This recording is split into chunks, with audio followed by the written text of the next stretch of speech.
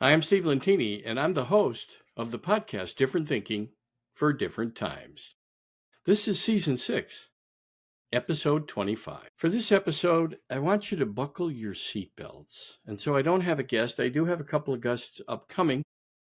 Today, you're going to hear about what I learned on the day, November 18th, 2002, the day that I passed from this existence into what's next, which is what I think we should call death. We should call it what's next. There is a what's next. All right, so let me start with what I learned. 1 second I was in intensive care, and the next second I was one with everything and nothing. One with pure consciousness, one with God, the creator of the universe, or the goddess, or the Brahma, the Buddha, the Abraham, the Muhammad, the Christ, whatever you want to call it, because this scares people. It had no name. And our thinking is so small-minded that we have no idea, beyond our comprehension, what we live in. In fact, our brain is so small, we break things down to very small-minded thinking, such as one religion is the most important one faith, one race, one sex, one political party. We get so animated and emotional if people don't agree with us, and it's small-minded. God, or the creator of the universe, doesn't care about any of that. None of it. And this is the most scary of all for most people, especially religious people who are enrolling people in their religion, especially the leaders of the religion, or the priests, or the imams, or the rabbis, or whatever anyone calls them. There is no sin. There was no sin. No mention of my sin. Only the good I had done, the lives I had touched in my life review. That scares a lot of people. They want to have sins to point out, whether for themselves they carry guilt and shame, or religious people, the religious leaders want to call out the sins of others. Why? Because they're so perfect? Come on. And whatever created a universe, think about this, a universe, which, by the way, physicists are now looking at multiverses. The brain theory, the string theory, and many other theories that are talking about multiple universes on top of multiple universes, all infinite, all happening at once. Now, I'm not going into the physics of it all, although you could read or listen to a book by Brian Greene or some of the other great physicists, Lisa Handel. What I'll tell you is, I don't care. There was no past or future when I left intensive care and joined pure consciousness, God, the creator, the goddess. It was immense light, immense mercy, grace. Whatever you want to use for words do not describe where I was. It was beyond all human comprehension, all human understanding, which, by the way, is mentioned in Romans. And I believe the holy books are important. I think the truth is in them. I do not believe they're the truth anymore, especially since that day, November 8, 2002. I questioned it because wherever it sounds small-minded, when it gets down into revenge and vengeance and defeating one or convincing one that their faith is the right faith and the only way, it's small-minded. It's not what I experienced. Christ is purported to have said, I say purported because how do we know for sure, that there were many rooms in his Father's house? And I take that to mean, acceptance of all. And that we're here to experience all the small-minded things, the conflict and the chaos, so we can learn and grow. But really, our job is to overcome this thought and learn to accept others. I see people railing against one person or another, or one party or another. I saw an example last week of somebody saying that there was a judge whose house was arsoned by people on the right. They ignored that a fire inspector said there was no evidence of arson. And then, of course, you can imagine the comments. Oh, yeah, all those crazy people on the right. Listen, there's crazy people on all sides of the extreme. And when we start to make others wrong so we can be right, that's where we're stuck in this brain. We're not modeling the creator of a universe, perhaps multiple universes. But the thing is, we live in something we don't understand. We live in a mystery. We live in a miracle. I've met people that call it a hologram. They don't believe it's a universe. I've met people who believe that we faked going to the moon. because it's a hologram. They don't want people to know it's a hologram. It's not a universe. There aren't other planets. It's okay thinking all those things. Remember, when you make others wrong, though, it's small-minded. Even if you believe your faith is the only faith, I say faith is wonderful, except when it excludes all others. And look at history. Protestants fought with Catholics. They had the same faith, belief in the same Savior, Jesus Christ. Muslims, belief in their same saint or prophet, Muhammad. And they fight. They fight to this day, different sects, Sunni, Shia. Then there's the Abrahamic faiths that they fight between the Orthodox and non-Orthodox, the relaxed, the regular, what? There's no sense in fighting. It all comes from God. And the fact that there was no pastor present when I left my body, which, by the way, can be proven because it was recorded in the hospital. In fact, Brigham and Women's later said they couldn't rule out a anterior myocardial infarction because that was the second hospital I went to after 5.5 weeks in the first hospital, where I flatlined after 5 days. My pancreas had exploded. At that time, 30,000 people a year got acute necrotizing pancreatitis, and 200 to 300 survived. 200 to 300. I'm truly a walking miracle. And 5 days later, I had an anterior myocardial infarction, 2 major events. And I have no symptoms today. I'm truly a walking miracle. I'm grateful when I wake up here every day because I say, okay, God, then I got work to do. I'm here. And I can tell you that I was grateful waiting for the ambulance. And even when the ambulance arrived, the EMTs asked me the same question that my office staff had asked me. Steve, how you doing? And I answered them all with, I don't know how my body's doing, and I'm grateful. I felt a presence of the divine and knew that I was going to be fine no matter what, which is the truth for all of us. We're fine no matter what. When the EMTs asked me that question and I told them I was grateful and didn't know how my body was doing, their faces got all scrunched up like, wow, this guy needs a shrink and an ER doctor. And I think they were expecting me to be wailing and crying, I don't want to die, I don't want to die. I was ready for whatever was next. And I'm embarrassed to say I was 50 that day. 23 years ago, it'll be November 18th this year. I was 50.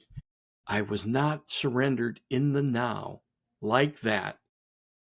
And there were surrendered moments in the 50 years, but not like that, where I totally surrendered to whatever was next. And 5 days later, I'm in what's next. I'm one with God, one with the Creator, one with, as Lao Tzu said, you cannot name that which has no name. It had no name. That's going to irritate a lot of people because they want it to have the name they like. The other thing that's astounding to me is that we're still listening to books written 1,500, 2,000 or more years ago, or even longer, right? 3, 4, 5,000 years ago. We're still listening that, expecting that we advanced as humans, that we've moved up to modern times and made so many advancements that really do help humans live. They've helped humanity. And yet we think God hasn't advanced, that God doesn't talk to people today. Well, God speaks to me every day. It's amazing when I say, all right, God, if you really want me to share this message, my Creator, my life force, my friend, here every moment, there's no place that God is absent because God is in the now. That's what I learned. There was no past or future. Do you think God hasn't advanced? That God isn't reaching out to people with messages like this to say, advance your thinking, grow from small-minded, limited thinking, making others wrong. I mean, how dumb is it for people to make themselves, each other wrong for political beliefs? Who cares? Once I place my vote, I don't care anymore. Whoever's in is in. And I'm not going to make people wrong. I would like to see leaders that are willing to have a dialogue and stop pointing fingers.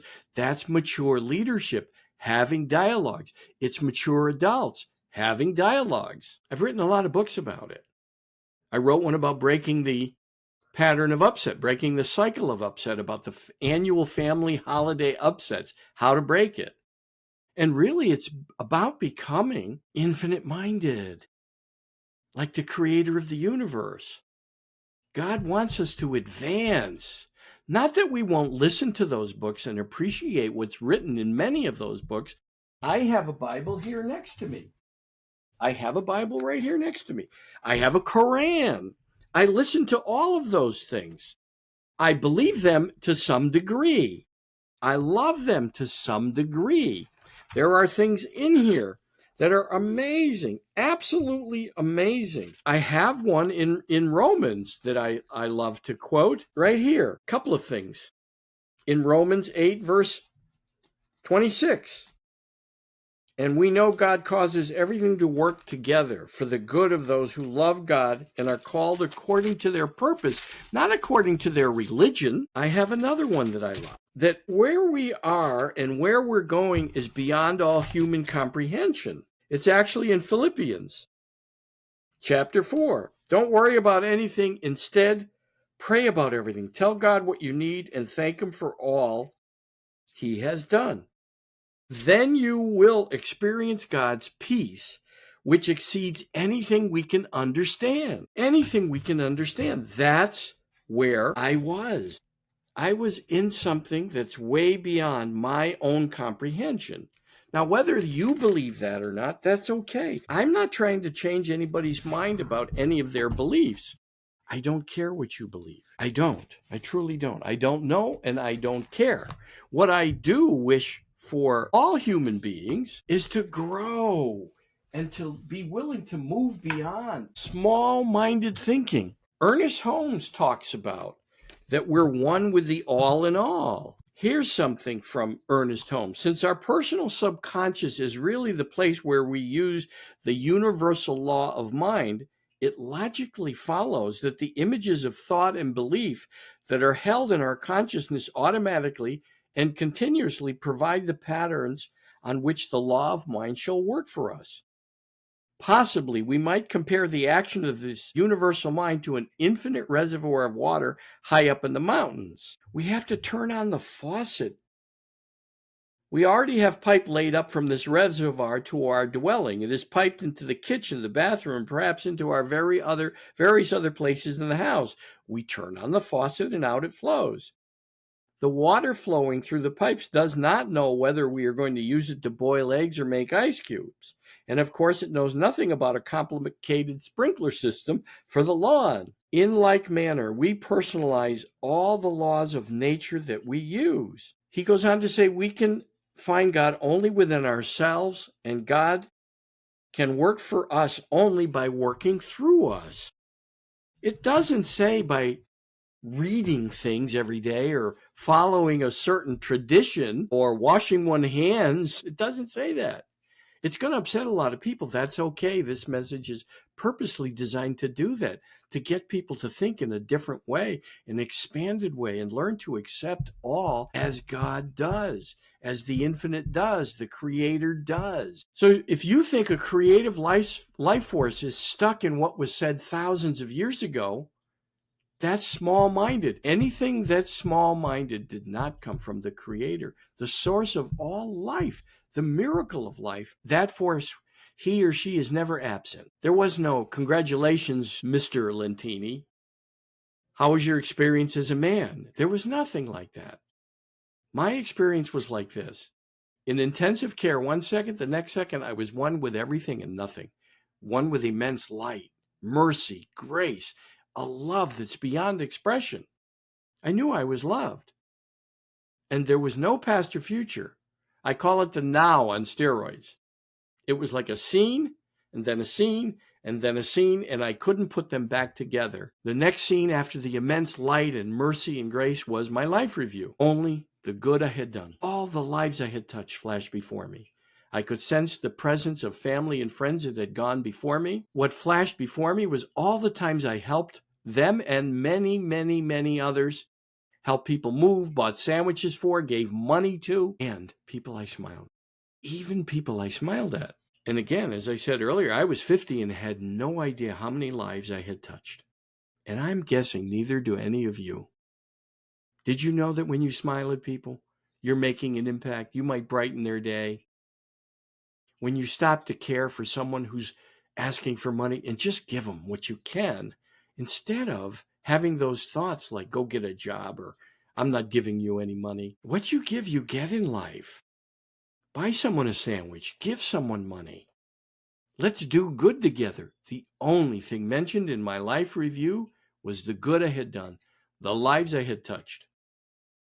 Had I fallen? Did I have sin? I put it in quotes because I make fun of it now. There is no such thing as sin. Sin is a myth created by religions like cults to keep people in line. I'm not going to ask you to drink the Kool-Aid or put your sneakers out by the garage. Look those up, the sneaker cult or Jim Jones. Every religion is a cult if it makes yours right only. Every religion, no exceptions. Unless it embraces all faiths, all humans, one race, the human race. And whatever people choose in this journey, whatever they choose, is their business. Whatever sexuality they choose, whatever political party, whatever country they live in, or wherever they want to go, that's their business. Now, they have to honor the laws of each country or each place they go. But what they choose for a life is their journey. It's none of my business. My life is my business. Your life is yours. And God wants you to experience this life fully, this miracle we live in, instead of spending time making each other wrong, railing against things we can't control, even to the point of killing people that we disagree with. Whether it's wars between countries for land, come on. You'll be here 80 years, maybe 90, maybe 100 for some few, and for a few of us, and some even longer, maybe 110, 20, who knows, because we're advancing. But God didn't advance. Only we're advancing. God wants this message out in the world because people keep asking me about it, asking me about my near-death experience and what I learned, and they're amazed. Some are challenged by it because they want to have sins of others. By the way, according to the Bible, that's a sin too. You're judging others. There's no perfect person. There's no perfect journey. All the mistakes I made seemed like good ideas at the time. And I laugh and chuckle at myself. I'm kinder to myself thanks to that day. That gives me the grace to be kinder with others. Small-minded did not come from God. The Creator, the Abraham, the Christ, the Muhammad, the Brahma, the Buddha. Whatever your faith, it's wonderful. Have faith. As long as it doesn't make others wrong, that's when it's veered off the path. And God doesn't care. He wants us to learn it on our own. She doesn't care. She wants us to learn it on our own, whatever that is, right? There was no mention of my sin, what I call mistakes. We're here to make mistakes. This life is imperfect. Did you learn to walk without ever falling? Think about that. Do you think you can get through life without ever falling? We're supposed to fall. That's how we learn. And we get up again. If we didn't learn, maybe we'll repeat the same mistakes, as evidenced by people who are in prisons who've made and been arrested many, many times. We have all read those stories. Multiple crimes. They're just not learning. I can't control whether they'll ever learn. That's up to them. And maybe we come back until we get it right. I don't know. I wasn't shown that. Because after my life review, I was asked a question, just like this: stay or go? And my consciousness responded with, thy will be done. Which, by the way, in the Vedic tradition is the most powerful prayer. Thy will be done. 12-step talks about that. Thy will, Lord, not my will. It's about surrender to what is and embracing life as a gift. Just observing what flows into your life, that it's all from the Creator, whatever you call it. God or the Goddess, the Abraham, the Christ, the Buddha, the Brahma. The devil resides in everyone. It's that little voice, the acorn brain. That's the devil when you listen to it. And how do you know that it's negative, for example? We'll call it the devil for fun. I don't believe in that because I think it's human. It's lower frequency energy. You know it. When you lash out, you feel bad. Some don't feel bad. Okay. They still know lower frequency energy. higher frequency energy. We know that too. How do you feel when you do good? And when I ask people that, except for one guy who was kind of reluctant, he said, I guess I feel good. Everyone answers me, oh, I feel good when I do good. Why? Why do you feel good when you do good? Could it be that that's our job? To do good? Manage our own journey? Let others manage theirs? Mind our own business? Before you say something, think about it. What good would it do? As my mother used to say, I didn't learn my father was missing until 13 years after he was dead. He was missing for 5 years, which explained the gap in the children, because I had a brother who was 19 years older, a sister 18 years older, a brother that was 15 years older, a brother that was 14 years older, and a brother who was 6 years older. He was actually born a year after my father came back, and then my twin brother and I. But my mother had told the 4 children, when she learned he was coming home, by the way, a friend called him, not my dad. A friend called my father and said, Frank's coming home, Rose. He wondered if he could come back to the house. And she said, yes. She said, yes. I said, Mom, why'd you say yes? She said, that's what you did. He was the father of my children. It was 1946 when he came home. 1945, I should say, because my brother Dave was born in 46. My twin brother and I were born in 52. What good would it do? Now, there was also things, the energy of being swept under the rug, which I sensed instead of talking about it. That was lower frequency energy. And when I called my brother Seb after I learned, like I said, 13 years after my father died, that he had been missing, I called my brother Seb, who was in the Air Force. By the way, I didn't meet him until I was 10 and he was 29. My twin brother and I met him. He had his Air Force uniform on. He looked pretty sharp. He was long out of the Air Force when I called him and said, Seb, how come you never said anything like at the dinner table in your Air Force uniform? Hey, Dad, pass the green beans, and where were you all those 5 years? Because when he got home, they were 5 years older, all of them. Seb said, well, Mom said, never speak a word. What good would it do? Let's just welcome him home. She got that right. She got that right. As I mentioned in my book, Breaking the Cycle of Upset, how to break the annual holiday family holiday upset. It's about talking about things, having a dialogue, and not making others wrong. And when you notice people getting heated, just ask them about it. Why are you so upset? Have a dialogue. Let's talk about this. We're family. We're relatives. Instead of making each other wrong, look at where you are doing some of the same things. Are you making others in your family wrong? You have no room for a difference of opinion. That's all around our society today, which is not healthy. I can't control it. I laugh at it. I don't spend any time on Facebook making comments or Twitter or Instagram. And I have over 30,000 followers between those three, Twitter, Instagram, and Facebook. I never answer any of them. I don't care. I don't know what's next. I don't know what's next tomorrow. I don't care about what's next anymore. I just want to be here now, which is where God is. God is in the now. My next book is The Search for God is Over. God is in the now. We don't have to search. Learn to embrace everything that shows up. Everything. Here's something Muhammad said. What reaches you was never meant to miss you. Think about that. What reaches you was never meant to miss you. He was talking to people about embracing what showed up in their life. He also said what misses you was never meant to reach you.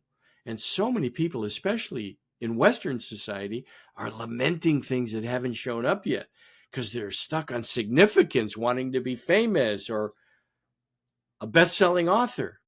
I don't care. I write books. I'm done when someone says to me, and they have emailed me, hey, thank you for that book, Steve. I bought it and I needed that. That's my job, is to follow the prompts. The ideas that come to me come from God. I got an idea for a title of a book one day, Walking. The title was How to Train Your Mind, written by a dragon. And I chuckled. I said, oh, that make for a fun book. I'm a dragon born in the year of the dragon in Chinese astrology.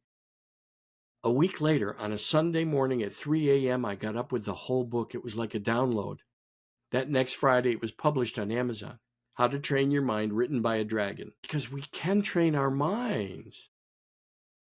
When you hear yourself or others say, "This is who I am, I can't do that or I can't be that way," get over it.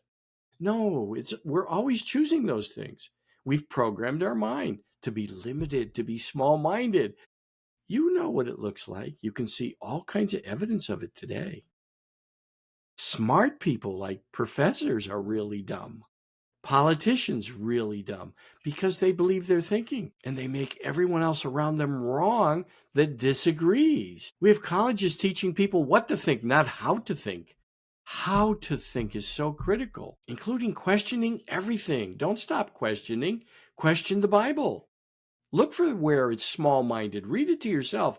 You will recognize small-minded thinking where the writers, the authors at the time were human and they mentioned something that angered them and it affected them. It impacted them. Somebody who had done them wrong. The people that bother us the most are really teachers. When we understand that God isn't absent, God is in the now. God is never absent from this experience. The creator. I don't care if you call it the quantum field for physicists, right? The arrangement of atoms. We're impacting it. It's up to you. You don't have to believe my message because it's not small-minded, is it? It's challenging people to think differently. In the 1600s, there was a guy challenging people to think differently. His name was Baruch Spinoza. And he wrote The God of Spinoza. Look it up. Look it up. The God of Spinoza. Albert Einstein, when he was asked about his idea of God, would answer two ways. One was go read The God of Spinoza. The other was the amazing and mysterious organizing power, the superior reasoning power of the universe that created a universe forms my idea of God. Think about that. The superior reasoning power. We think we have superior reasoning power as humans? No. There's too much evidence against that. Just think about it. Think where you're currently making all kinds of people wrong, upsetting your life. Hell, recently there's been people moving from one country because they don't like the elected leader. How dumb is that? It's okay that they do that. That's fine. Do you think their experience is any different in any other country? Because what they are is complaining. They're whining. They're stuck in a loop of complaints. When you get stuck in a loop of complaints, you're actually delaying your own good because it's called electromagnetic interference. R.J. Spina writes about it. It's small-minded thinking. I don't care if there's 13 people or 20 people or 10 people or 5 or 2 or 3 that listen to this podcast, but every episode going forward is going to be about challenging small-minded thinking. Not that 6 years of many episodes haven't been, but directly challenging the ideas of God and religion as the driver. Even people of faith, the religious people, the imams, the priests, the rabbis, the universal ministers, stop making people wrong and stop talking to people about how your religion is the only one. And certainly don't talk to people about God being stuck in 2,000 years ago. We've advanced, but not God? Come on. I wrote the book 4.5, 5 years ago. You might be full of shit if. And that's a place where we're all full of shit somewhere, especially when we think we know it all. It's up to you. I don't care what you choose. I don't know what you'll choose, and I don't care. I know it's my job to talk about expanding from this small-minded thinker, this what I call the acorn brain. It's the amygdala. It looks more like a walnut, but I think two things about the acorn. One is people can picture an oak tree. You could be an oak tree, but you know the acorn has to get smashed into the ground, broken open, and then survive all kinds of harsh conditions to make it to an oak tree? Doesn't that sound like human existence? Will you stay an acorn or will you become an oak? Any questions, you can email me. You can be a guest. You can come challenge me. Email me, steve@stevelentini.com. Here, I have a book here that'll show you how to spell my name. It's one of my recent books. Your brain is brilliant, but it's not always your friend. Steve Lentini. You see, it's Steve Lentini. Just add steve@stevelentini.com. Email me. Grow beyond your small-minded thinking. If this has you upset, there's a reason. I'm grateful that you listen. I'm grateful if I bothered you. Thank you.